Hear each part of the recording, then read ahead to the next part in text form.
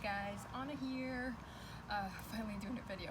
So today I wanted to go over Chaturanga pose, right? It's a pose that you do frequently in a vinyasa style class.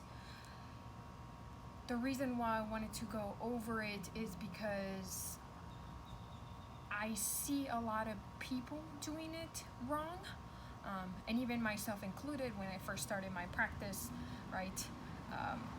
There were some things I wish I would have known. So I'm going to show the non-modified version, and then I'm going to show the modified version. And why it's so difficult is because you use a lot of upper body strength, right? So to build strength, that takes time. It's not on your first yoga class, right? So remember, practice, be patient, and strength will come. So let's start in a plank. Hands are underneath the shoulders. Fingers are spread like starfishes.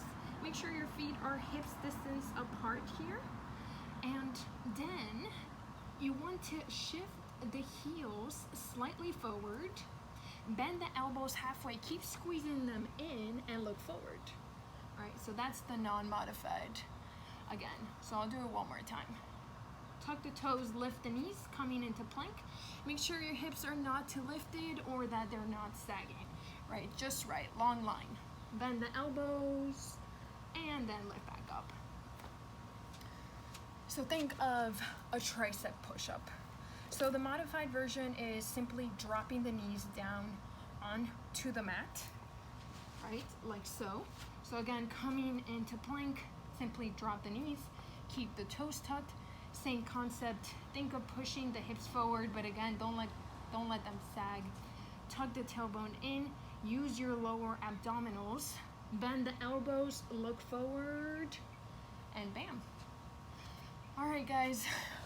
Hope this was helpful. Comment, subscribe. Would love to hear from you guys.